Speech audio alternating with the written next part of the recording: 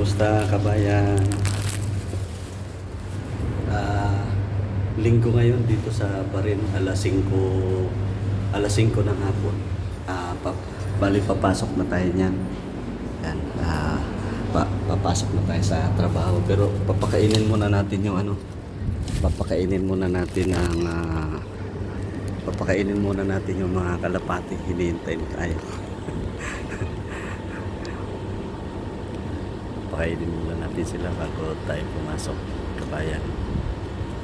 Yan dito kabayan, 5 o'clock medyo ayun, ano pa yung sikat ng araw. Ayan. Bali yan.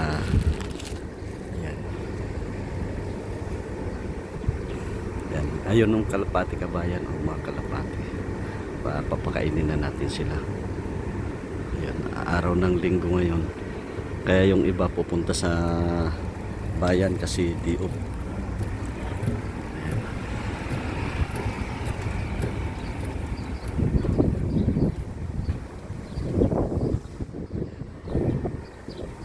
Alas 5 ng hapon, araw ng linggo dito sa Kingdom of Barin ngayon. Ayan. Papakainin natin sila mga kalapati. Ayun na, hinihintay na tayo kabayan. Papakainin muna natin sila.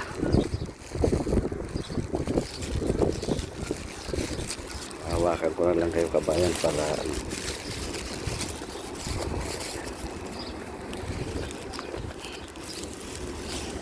ayan na sila kabayan.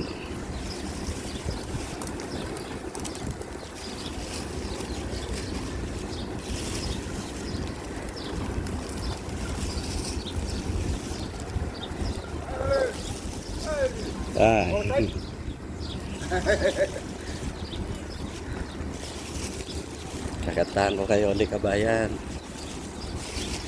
Ang mga ibon na lumilipad ay mahal ng Diyos, di kumukupas.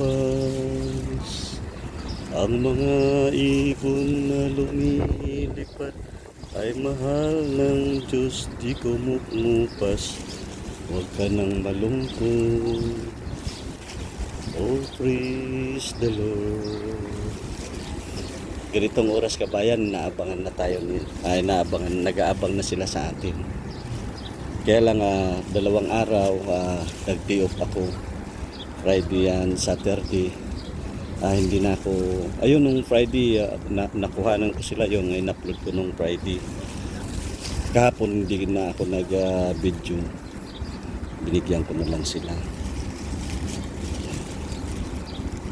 Yan sila kabayan.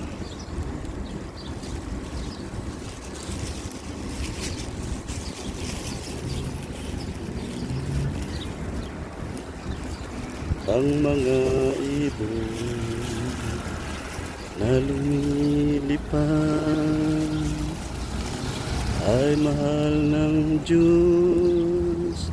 Kahit sasakyan kabayan, iginagalang sila, nirespeto sila, nagdahan-dahan yung sasakyan, nagdahan-dahan dumaan. Kasi dapat naman talaga irespeto ang mga ganitong nilikha ng Diyos. Wala na kabayan, wala nang laman. Ilagay muna natin siya dito sa kabayan. Ito yung mga puno kabayan na napubuhay sa kahit anong tindi ng init. Ayan. Ang kahawig nito sa atin, ang tawag sa amin sa Waray, pagatpat. Ayan. Hindi ko alam kung anong pangalan nito dito. Ayan, dito na lang natin. Nakalimutan na stock na yung lalagyan natin dito kabayan. Bukas sana madaanan natin. Ayun. Ayan sila.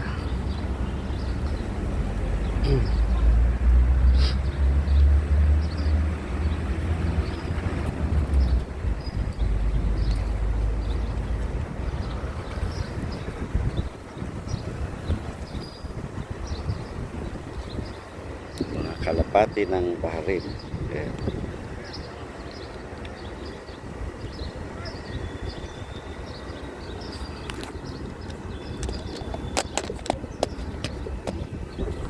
pa tayo nakakabili ng ano, kabayan, yung stick, yung hawakan, kaya ano, hawak ko lang kayo sa kamay. Ito yung surroundings kabayan ng company. Ito lang ang madalas kong maipakita sa inyo kasi ano, malayo kami sa bayan. Nung nakaraan na malingki kami, doon lang sa public market.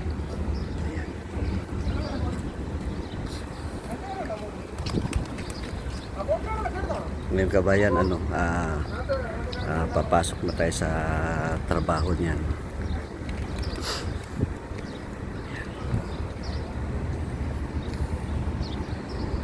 Yan sila kabayan.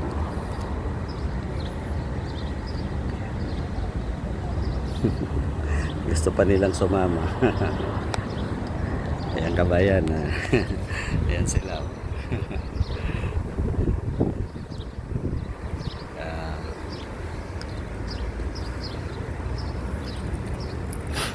Tapos na rin yung 2 araw na DO. Kaya ayun, papasok na naman sa trabaho. Yung mga nakapila na yan, pupunta sa ano yan, kasi mayroon kaming service na bus, libre yung bus.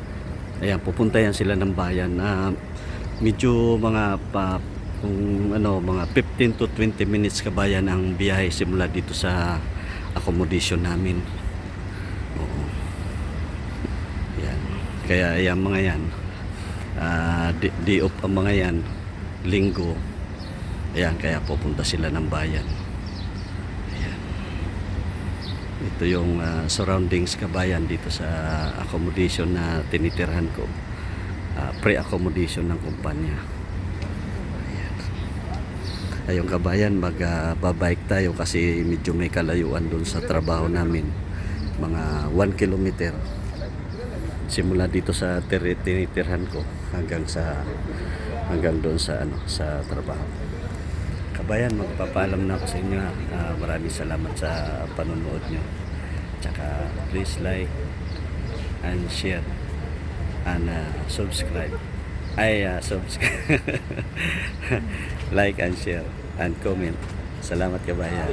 God bless. Ingat kayo lagi.